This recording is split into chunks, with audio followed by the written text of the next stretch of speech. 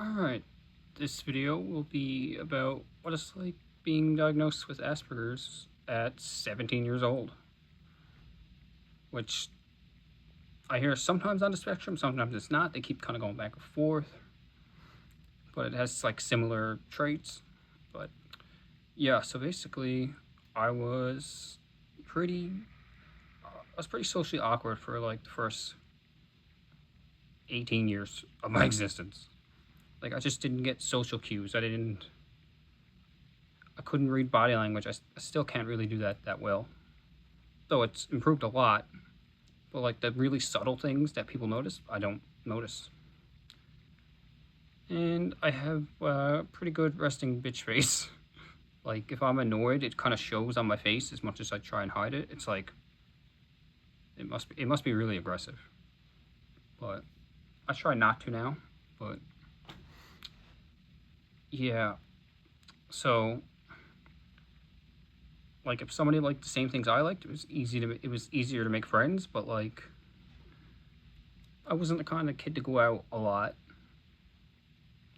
Like I liked my wrestling games. I liked my action figures. I liked watching like hockey games. But so that kind of alienated me a little bit.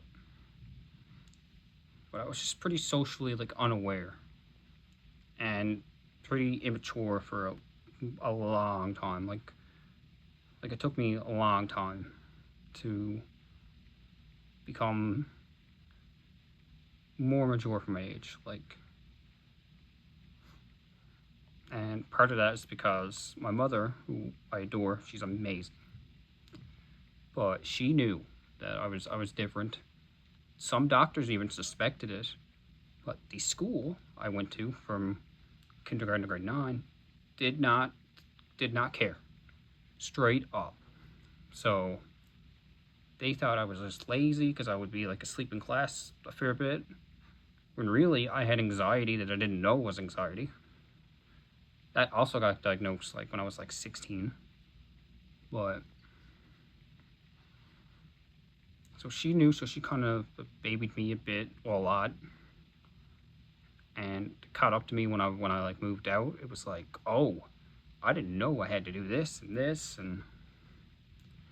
but I like to think I've matured a lot since that time, like 17, 18. But yeah, basically it was just like, and some of the traits, like one of the traits I remember reading was like poor coordination, loss of balance a lot. I used to fall down so many times. Like I've hit my head hard a good number of times, to the point where like I was kind of momentarily unconscious. No concussions that I'm aware of, but I mean, if there were some, yeah, that'd probably be from then. And just like sports, like I don't have as good balance coordination. Like even now, as I like lift and try and stay in shape, like I feel a tad behind, like athletically. But especially when I was a kid, because I was so short growing up, like so I looked heavier than what I was, and that was a whole not fun time. But yeah, and then like with girls, there would be times, a few times, like girls at the time would like me. I'd have no idea, not a clue, because I'm so focused on like, I wonder what's gonna happen like at this pay-per-view for wrestling next week, or I'm imagining like, wonder what action figures will be in the store next time I'm there. Like just totally off in space. And yeah, and just like social cues, I'd always kind of look at the other people and kind of copy what they did to learn, but I'd always realize like a little bit late. someone had to be like, yeah, yeah, yeah, you come here, come here. Like, and I don't know, I always felt like an alien. Like, I always felt super different and not in a good way. Like, it was not fun, and I was depressed from like grade 6 onwards, I'd say. Especially high school. High school was awful because I went to a different high school than my friends. And so I had like legitimately no friends. I was barely sleeping. Like, it was just a nightmare. And I hope they've changed, but teaching at the time, it was really only taught one way in like a general class, which is terrible because not everyone learns the same way at all. And so like they're like, why isn't he catching on? And it's like, I'm just bad at math. I need some extra help. Can somebody explain this to me in a better way? Like, I'd have to get tutoring and a lot of tutoring, a lot of help. Like, it was a nightmare. Absolute nightmare. And I remember I was so mad when I was diagnosed because it felt like it felt like getting just diagnosed with something like a health condition you couldn't help. And it was like, why me? And I denied it, and then when I looked up like all the traits and symptoms, I was like, wow, that is me. And now I feel even angrier because I actually do have it. So I was mad about that for a long time, like a good year or two. And eventually I learned to cope with it, and like I don't like big crowds still, but I can deal with them a lot better. But yeah, it was like in a way it was like a weight lifted off me, but it was like at the same time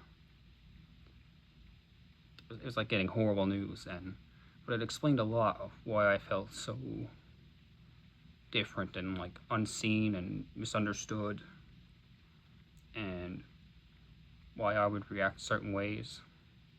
Like, change was a huge issue. Still is a small issue, but it's not nearly as bad.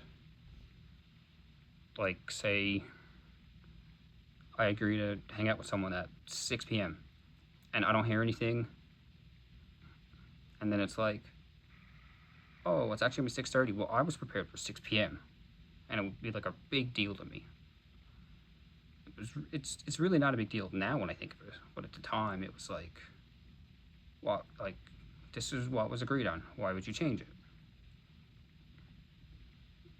Or like moving houses was stressful, especially. Like it's stressful anyways, but just to change, and like it was a big deal. Like, or if like, because I was a really picky eater also, which big indicator that I was a little bit different, and yet nobody seemed to notice as much. Like, besides like my mom, and people would think, oh, that kid's weird. He only eats this. Like, I only ate like two things. But yeah, that was a lot to get. Like, if I went to a restaurant and I'd have to check their menu first, like, please have burgers, please have burgers or some kind of chicken. And if they didn't, it was like a really stressful thing. But yeah, the food, that was a issue. Still is to an extent, but it's a lot better. But even if I were to try like a completely new food, I would get stressed out about it, and I shouldn't. But it has improved a lot, I will say.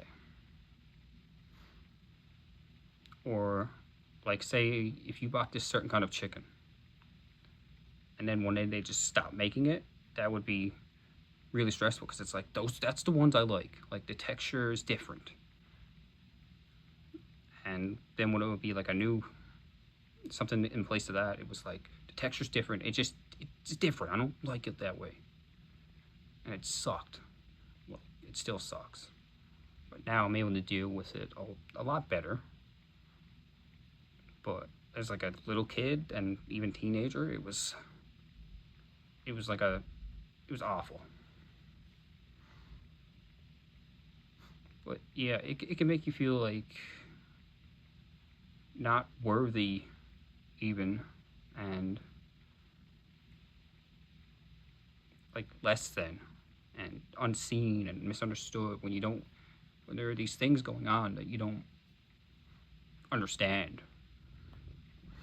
and you don't understand why, and there's not a clear reason why until it was diagnosed, and then I was like, oh, that made sense. and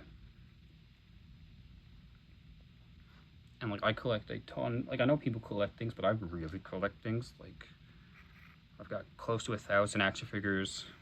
I've got just off to the side of me about probably 50 to 75 wrestling shirts. It's a lot. And then there's action figures in the background there, and a couple more there. There's DVDs in front of me. There's books over there. Like it's a lot, and I've downsized even significantly. But I just really like collecting things I don't have. Like when it comes to like hockey or wrestling memorabilia. But yeah, it can be a hell in itself. Just trying to figure out why you're the way you are, and the only thing you can come up with is something. There must be something wrong with me. There's something wrong with me. Now I know. It's just I am. My brain is wired a bit differently, and that's fine. But until you get that actual official diagnosis, it's scary. It's like it really like changed how I thought about it. And like I had to do a course on like social um, cues and interactions and things like that. Even I ended up doing that on my own, and that helped. Like I can read body language a little bit better now, and tone especially, because I used to think everybody was mad at me. Like I didn't get sarcasm very well, which is funny because I'm sarcastic. It's like, huh? But and from what I've heard and seen online, it's worse even to get diagnosed as a woman for some reason. Like there's less resources and all kinds of issues that I didn't have to deal with. But so yeah, that was my experience getting diagnosed. I know I probably rambled a bit, but I tried to make sense. So yeah, I'm just gonna end it here.